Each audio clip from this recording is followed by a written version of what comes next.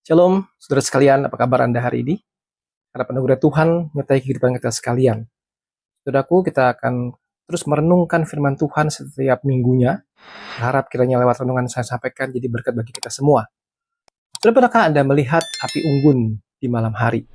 Biasanya kalau zaman kita remaja atau pemuda dulu, kita sering mengadakan camping atau retret, kita sering bermain di sekitar api unggun. Ya.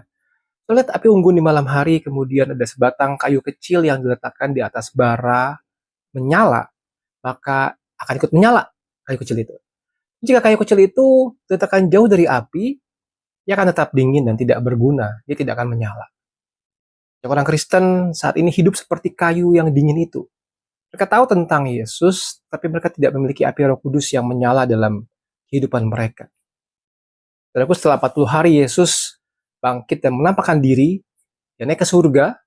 Para murid kembali ke Yerusalem dan berdoa bersama selama 10 hari dan tibalah hari Pentakosta, hari ke-50 sejak Paskah. Pentakosta bukan sekedar peristiwa sejarah gereja, tapi adalah sebuah kelahiran gereja dan kuasa Pentakosta, kuasa yang sama yang membuat Petrus, seorang pengecut, menjadi pengkhotbah yang berani, juga tersedia bagi orang percaya pada hari ini. Mari kita renungkan bersama cerita tentang Pentakosta. Mari kita berdoa terlebih dahulu. Pada dalam surga kami mohon sungguh-sungguh Engkau berbicara kepada setiap kami, membakar kembali hati kami untuk berkobar-kobar bagi kerajaan surga. Berkatilah waktu perdomaan ya Tuhan. Dalam nama Yesus Kristus kami bersyukur dan kami berdoa. Amin. Saudaraku, sebelum api Roh Kudus turun, para murid itu berkumpul ketakutan. Yohanes 20:19. Ketika hari sudah malam, pada hari pertama minggu itu berkumpullah murid-murid Yesus di suatu tempat dengan pintu-pintu yang terkunci karena mereka takut kepada orang-orang Yahudi. Mereka takut kepada orang Yahudi. Yesus datang dan berdiri di tengah mereka dan berkata, damai sejahtera bagi kamu. Sebelum Pentakosta, murid-murid bersembunyi. Mereka takut, saudara, karena tidak ada lagi Yesus pada waktu itu. Petrus yang pernah menyangkal Yesus pun tidak berani berbicara di depan seorang pelayan, maka dia menyangkal Yesus dan dia pun bersembunyi. Mereka ada sekelompok orang yang takutan, bingung dan tidak berdaya. Yesus menyuruh mereka menunggu. Kisah Rasul 1 ayat 4-5. Pada suatu hari ketika ia makan bersama-sama dengan mereka, ia melarang mereka meninggalkan Yerusalem dan menyuruh mereka tinggal di situ, menantikan janji Bapa yang demikian katanya. Maka mendengar daripadaku, Yohanes membaptis dengan air, tapi tidak lama lagi kamu akan dibaptis dengan Roh Kudus. Kisah 1 ayat 8, maka menerima kuasa kalau Roh Kudus turun ke atas kamu menjadi saksiku di Yerusalem, seluruh Yudea, Samaria, dan sampai ke ujung bumi. Kemudian ke surga Yesus memberikan satu perintah, jangan tinggalkan Yerusalem, tapi nantikan janji Bapa. Dan kamu akan menerima kuasa. Mereka tidak disuruh berdiam diri saja, mereka disuruh menanti sampai kuasa itu datang. Dan mereka menanti, mereka berdoa bersama-sama 10 hari, Kisah Rasul 1 ayat 14. Dan semua tekun dengan hati dalam doa bersama-sama, beberapa perempuan serta Maria, ibu Yesus, dan dengan saudara-saudara Yesus. Saudara, ada 10 hari mereka bersama-sama, mereka berkumpul dan mereka berdoa. Mereka tidak hanging around, ngumpul di mana-mana, tidak. Mereka kumpul berdoa, mungkin juga mereka berpuasa dengan satu hati.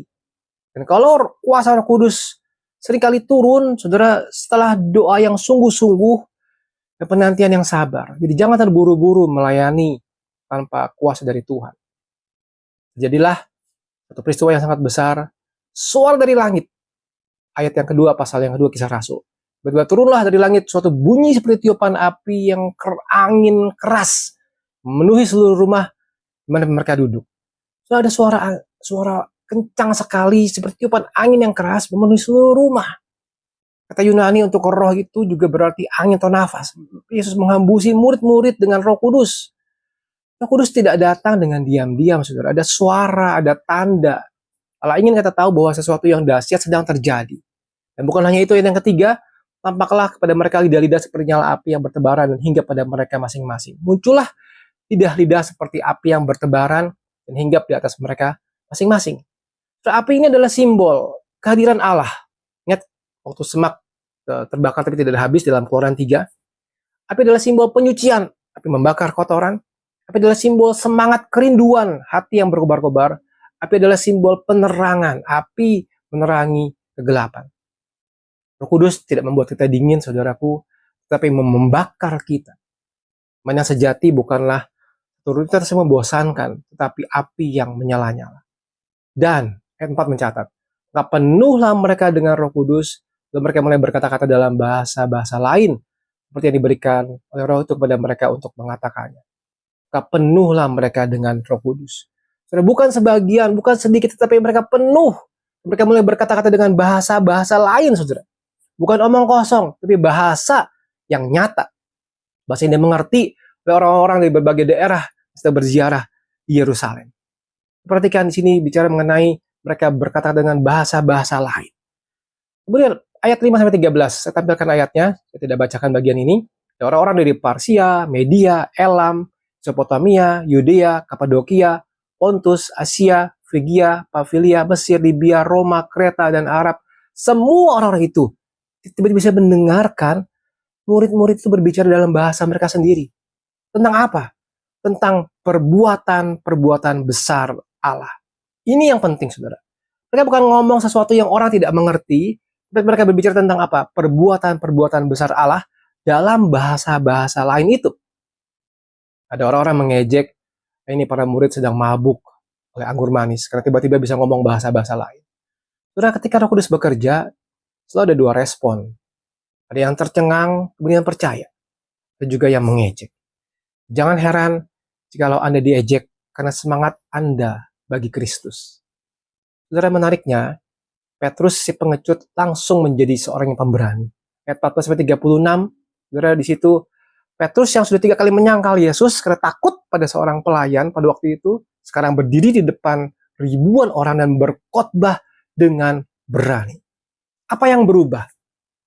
Bukan keberanian alami dari diri Petrus, tapi ia dipenuhi oleh Roh Kudus. Roh Kudus mengubah orang yang paling pengecut menjadi saksi yang paling berani. Saudara bisa teliti di dalam ayat 16-21, isi khotbah Petrus. Bukan kemabukan, tapi penggenapan nubuat Nabi Yoel. Yesus dari Nazaret disalibkan oleh orang-orang jahat, telah dibangkitkan Allah. Ayat 22-24. Sekarang duduk di sebelah kanan Bapa, menyurahkan Roh Kudus. 32-33. Saya bacakan bagian ini. Yesus inilah yang dibangkitkan Allah. Tentang hal itu kami semua adalah saksi. Sesudah ia ditinggikan oleh tangan kanan Allah, menerima Roh Kudus yang dijanjikan itu, maka dicurahkannya apa yang kamu lihat dan dengar di sini. Allah membuat Yesus yang kamu salibkan itu menjadi Tuhan dan Kristus. Tuhan dan Kristus. Ayat 36. Di seluruh kaum Israel harus tahu dengan pasti bahwa Allah telah membuat Yesus yang kamu salibkan itu menjadi Tuhan dan Kristus. Sebuah khotbah yang luar biasa, khotbah yang sangat gagah, berani, dan begitu powerful, luar biasa. Apa dampaknya, saudara? 37-41. Singkatnya, orang-orang bertanya, apakah yang harus kami perbuat? Terus menjawab, bertobatlah. Hendaklah kamu masing-masing memberi dirimu dibaptis dalam nama Yesus Kristus, pengampunan dosamu. Maka kamu akan menerima karunia Roh Kudus. Orang merespon, apa yang harus kami perbuat? Yesus menjawab dengan tegas, bertobatlah. Hendaklah kamu masing-masing dibaptis. Saudara, pada hari itu, saudara, ada kira-kira 3.000 orang yang dibaptis lebih. Dan betul-betul luar biasa. Satu pengalaman, satu suasana yang luar biasa. Khotbah tanpa Roh Kudus hanya menghasilkan informasi. Khotbah dengan kuasa Roh Kudus menghasilkan pertobatan dan kelahiran baru. Sungguh sebuah kegentaran bagi setiap pembicara. Waktu dia menyampaikan firman Tuhan berkhotbah, termasuk dengan saya. Apakah khotbah yang saya sampaikan hanya informasi belaka, ataukah ada kuasa Roh Kudus yang bisa menghasilkan pertobatan dan kelahiran baru? Saudaraku, apa aplikasi dari ini semua untuk kita, saudara? Saudaraku sekalian, api Roh Kudus itu tercurahkan 1 kali pada saat hari Pentakosta, tetapi kalau kita memperhatikan itu, Roh Kudus yang sama yang turun pada hari itu, saat ini masih tinggal dalam hati setiap orang percaya. Tinggal dalam hatimu dan hatiku. Saudara. Setiap orang yang percaya punya kuasa Roh Kudus, punya api Roh Kudus itu. Pertanyaannya adalah, apakah Anda hanya tahu tentang Roh Kudus, atau Anda sungguh-sungguh dipenuhi oleh Roh Kudus? Apakah Anda hanya tahu tentang Roh Kudus, atau Anda dipenuhi oleh Roh Kudus?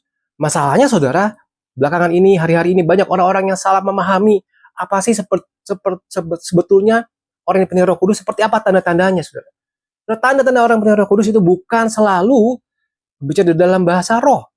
Meskipun karunia itu karunia yang baik, tapi tidak selalu berbicara dalam bahasa roh. Orang yang punya Roh Kudus itu punya keberanian untuk bersaksi tentang Yesus Kristus. punya satu hati yang berkobar-kobar, berani bersaksi tentang Yesus Kristus.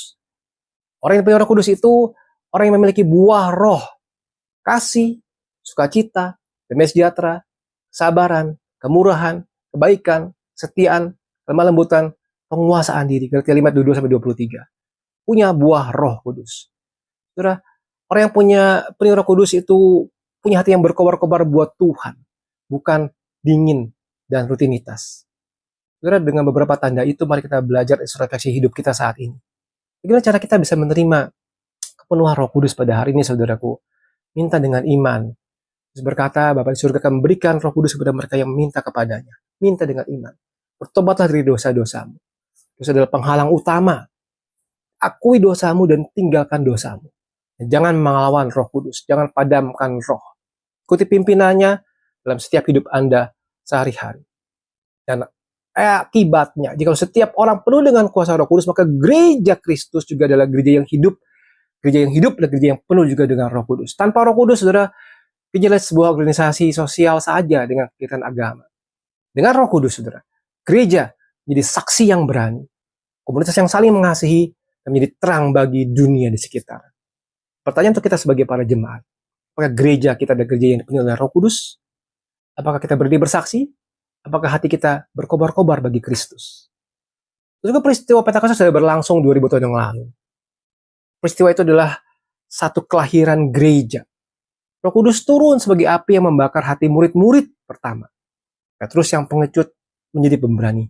3.000 jiwa bertobat dalam satu hari, dan kuasa yang sama juga tersedia bagi kita pada hari ini.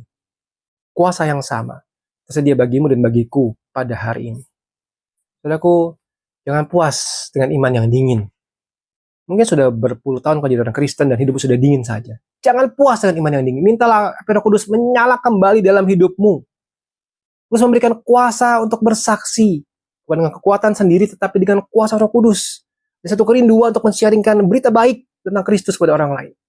Dan gereja yang penuh Roh Kudus, gereja yang mengubah dunia. Jangan biarkan gereja kita menjadi sebuah organisasi yang mati. Saudaraku, mari kita renungkan. Mungkin hari ini Anda merasa iman Anda sudah dingin. Pelayanan Anda biasa-biasa saja, atau Anda tidak berani bersaksi tentang Yesus Kristus. Anda butuh api Roh Kudus. Yesus berkata, siapa yang meminta, ia menerima. Mintalah kepenuhan Roh Kudus saat ini juga.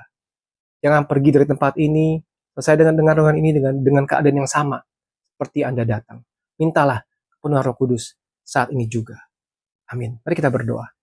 Pada dalam surga, inilah kami semua, orang-orang yang lemah, orang-orang yang mungkin sudah dingin, gereja-gereja yang sudah dingin dan kaku. Ya Tuhan, kiranya melalui renungan ini, Roh Kudus kembali membakar hati kami. Membakar hati kami, membuat kami boleh mau terus bangkit bagi Kristus, bersaksi bagi Kristus, semangat nyala-nyala untuk pelayanan bagi Kristus. Berkatilah hidup kami ya Tuhan. Berkatilah hidup kami ya Tuhan. Terima kasih ya Tuhan. Dalam nama Tuhan Yesus Kristus, kami bersyukur dan kami berdoa. Amin. Tuhan menolong kita sekalian. Tuhan Yesus memberkati. Amin.